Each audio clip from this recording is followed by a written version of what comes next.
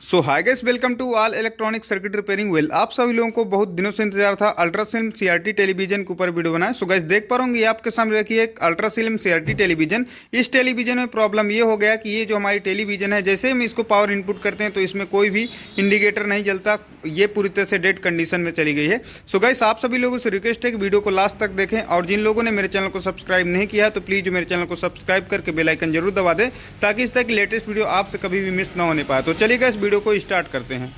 तो जैसा कि आप देख पा रहे होंगे, हमने इस टेलीविज़न को पीछे से ओपन कर लिया है और इसके बाद हम इसका वोल्टेज टेस्ट करवाएंगे सारी चीज़ें। तो अभी इसके बाद हम इसकी पीसीबी बोर्ड को उल्टा करते हैं और इसके बाद हम इसके सारे वोल्टेज टेस्ट करवाते हैं और इस फॉल्ट को डायग्नोस करते हैं कि ये फॉल्ट हमारा कहाँ से है। उसके पहले हमें सबसे पहले पीसीबी के सारे कनेक्टर को उतार लेना है। तो हमने सारे कनेक्टर्स को उतार ले रहे हैं, जो कि हमारा साउंड का सेक्शन है। सारे कनेक्टर जितने भी हम उतार लिए हैं और इस पीसीबी बोर्ड को हम उल्टा कर लेंगे। तो इस तरह से अब अभी हम इसको उल्टा करते हैं और इसके पहले हम क्या करते हैं, जो हमारा हम एक सीरीज बोर्ड से इसमें 220 वोल्ट सप्लाई को इनपुट करेंगे इधर से। तो अभी हम इसमें सीरीज की वायर जोड़ लेते हैं और 220 वोल्ट सप्लाई इनपुट करते हैं और स्टेप बाय स्टेप बताते हैं कि किस तरह से इसको हमें अभी चेक करना है और इस फॉल्ट को किस तरह से डायग्नोस करना है। जैसा कि आप देख पा रहे होंगे, हमने इसमें सीरीज वायर को जोड़ लिया है, यानी जो हमारा मेन प्लग है उसको जोड़ लिया है और इसको हम सबसे पहले अभी हम इसमें सीरीज का करंट जो है इनपुट करते हैं। तो हम अभी इसको इस सीरीज की स्विच पे लगा देते हैं। तो हमने सीरीज का स्विच में लगा दिया है और इसके बाद हम मीटर को ले लेते हैं और मीटर को हाई रेंज 600 वोल्ट एसी में अभी हम सेट करेंगे। तो इस मीटर को हमने 600 वोल्ट एसी में सेट कर लिया है और इसके बाद हम इसका वोल्टेज चेक करेंगे मेन वायर में कि हमारा वोल्ट आया या नहीं आया। तो जैसा कि आप देख पा रहे होंगे, जो हमारा मेन सप्लाई है एसी वोल्ट 218, 19, 220 के आसपास आ रहा है, बिल्कुल सही है। और इसके बाद हम इसमें सीधा अब इस मीटर को अब हम डीसी रेंज में सेट कर लेंगे। तो जैसा कि आप देख पा रहे होंगे, हमने इस मीटर को डीसी वोल्ट में सेट कर लिया है, डीसी 600 वोल्ट में सेट कर लिया है और इसके बाद हम मेन फिल्टर में देखते हैं कि हमारा कितना वोल्ट आ रहा है। तो हमने मेन फिल्टर में इसको लगाया और देख पा रहे होंगे हमारा 300 वोल्ट के आसपास मेन फिल्टर में आ रहा है। अब हम यह चेक कर रहे हैं कि हमारा जो ट्रांसफार्मर है, ट्रांसफार्मर के पहले वाले लेग में वोल्टेज जा रहा है कि नहीं जा रहा है।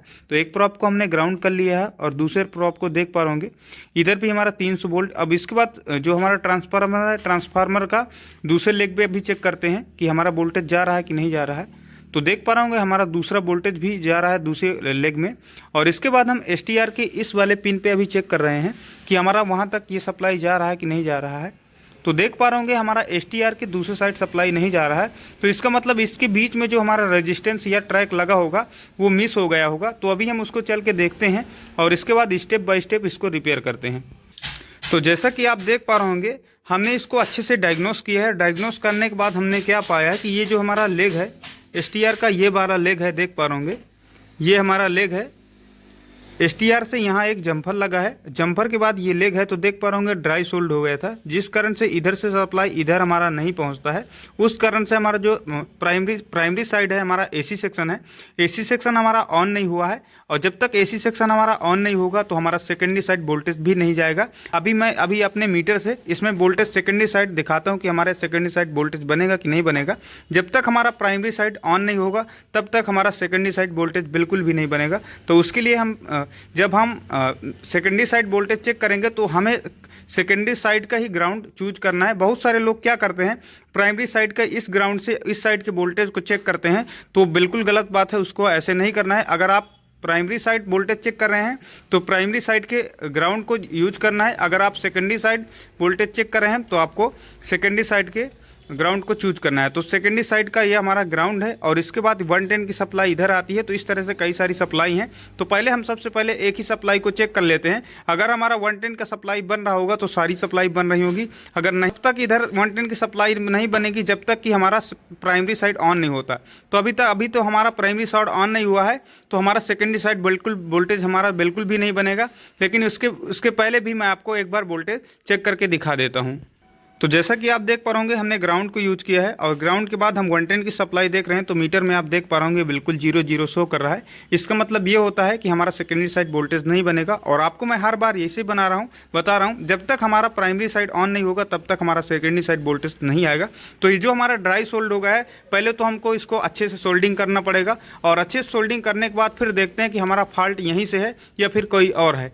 मुझे तो ऐसा लगता है कि 90% फॉल्ट हमारा यहीं से है। तो पहले इसको हम अच्छे से क्लियर कर लेते हैं, पहले इसको सोल्डिंग करते हैं अच्छे से और इसके बाद देखते हैं कि हमारा प्राइमरी साइड ऑन हो रहा है और अगर ऑन हो रहा है तो क्या हमारे सेकेंडरी साइड वोल्टेज बन रहे हैं। तो स्टेप बाय स्टेप इसको देखते हैं। सो गाइस आपसे रिक्वेस्ट है कि आप वीडियो में लास्ट तक बने रहें और आप सीखते रहें। सोल्डिंग करने से पहले जैसे जो कंडेंसर होता है कैपेसिटर ये हमारा चार्ज हो जाएगा और हमें शॉर्ट लग जाएगा। तो उसके लिए आपको क्या करना है, सबसे पहले आपके पास अगर एनटीसी हो तो एनटीसी में दोनों लोगों को शॉर्ट करके इसको शॉर्ट कर लेना है और अगर आपके पास 100 वाट का बल्ब हो तो आप उससे भी इसको शॉर्ट कर सकते हैं। लेकिन मैं इसको पेचकस से शॉर्ट कर दूंगा, लेकिन ये बिल्कुल भी सेफ तरीका नहीं होता, इससे आपका फिल्टर भी खराब हो जाता है। तो इन चीज़ों को ध्यान दे लेना है, आपको ऐसी गलती बिल्कुल भी नहीं करना। आपके पास 100 वाट का बल्ब है तो आप दोनों लेगों में एक वायर लगा दीजिए तो आपका 1 सेकंड में ये आपका डिस्चार्ज हो जाएगा। या अगर आपके पास एनटीसी हो तो आप उससे भी कर सकते हैं।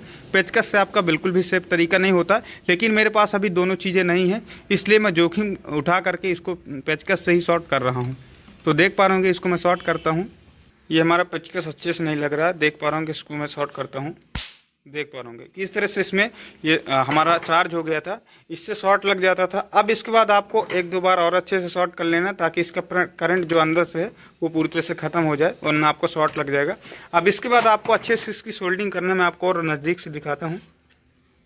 इस तरह से ये डिस्टर्ब हो गया था, तो देख पा रहे होंगे किस तरह से डिस्टर्ब था, इसमें ड्राई सोल्ड हो गया था और इसको हम अच्छे से सोल्डिंग करेंगे और इसके बाद हम देखेंगे कि हमारा टीवी चालू हुआ या फिर नहीं हुआ।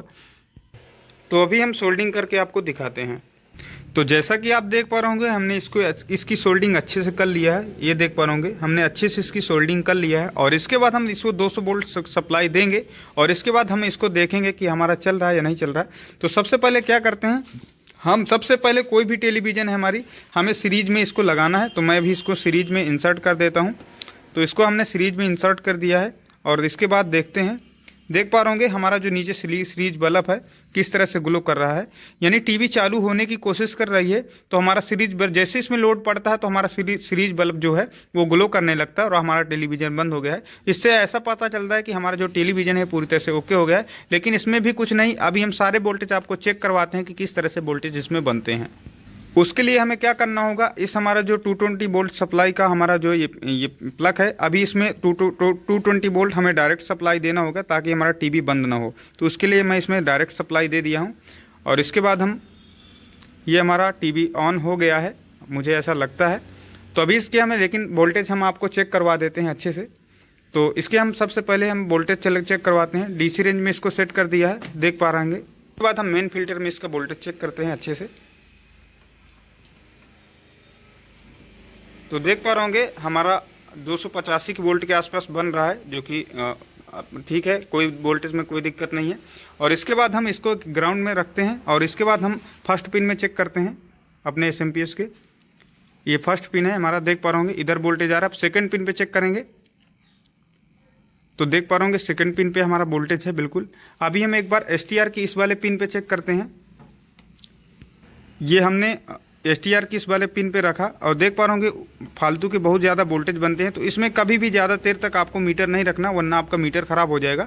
जहाँ SMPS ट्रांसफार्मर की जो दूसरी लेग होगी उससे हमारा STR में एक पिन में लगा रहता है डायरेक्ट जम्पर, उसमें आपको ज़्यादा देर तक मीटर नहीं रखना वरना आपका मीटर भी ख़राब हो जाएगा, क्योंकि जहाँ स्विचिंग होती है वहाँ वोल्टेज आपकी बहुत ज़्यादा होती है।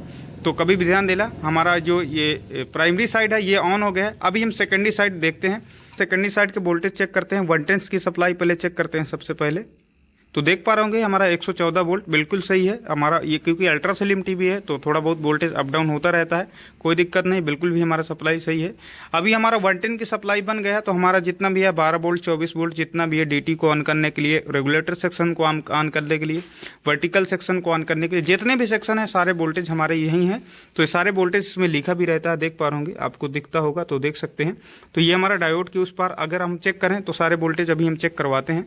तो अभी हम एक को ग्राउंड लगा देते हैं। और अगर आपको ऐसे नहीं चेक करना है तो आपको ग्राउंड में ऐसा आपका जो टेलीविज़न ट्यूब होता है, ट्यूब का ये जो आपका ये वाला सिरा होता है, देख पा रहे होंगे यहाँ एक वायर होती है जो आपका ट्यूब को ग्राउंड करती है। तो आपको एक प्रॉप को वहाँ निगेटिव वाली को आपको फंसा देना है। तो मैं इसको अच्छे से फंसा देता हूँ, मैं यहाँ कर देता हूँ, देख पा रहे होंगे आप इसको इस तरह फंसा सकते हैं।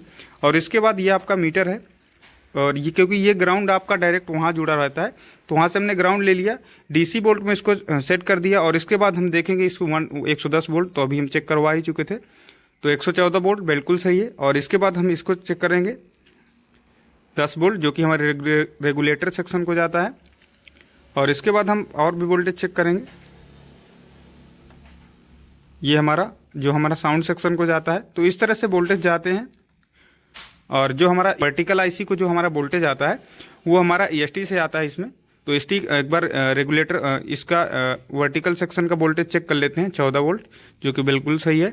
और इसके बाद इस साइड का वोल्टेज चेक कर लेते हैं 14 वोल्ट बिल्कुल सही है। और एक बार इसका बीच वाले पिन का वोल्टेज चेक कर लेते हैं, तो देख पा रहे हैं -15 वोल्ट, यानी प्लस सप्लाई और माइनस सप्लाई हमारी पूरी तरह से ओके है। और जो हमारा ये वाला पिन होता है, ये हमारा सिग्नल का वोल्टेज होता है, मतलब यहाँ से जब हमारा निकलता है सिग्नल तो हमारा वर्टिकल सेक्शन ऑन होता है, तो इस तरह से काम करता है।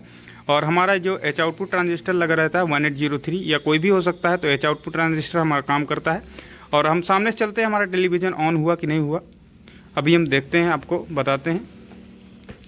तो जैसा कि आप देख पा रहे होंगे अभी हम टेलीविज़न के सामने की ओर आ गए हैं और देख पा रहे होंगे कि इस तरह से हमारा टेलीविज़न पूरी तरह से ऑन हो गया है, कोई भी दिक्कत नहीं है।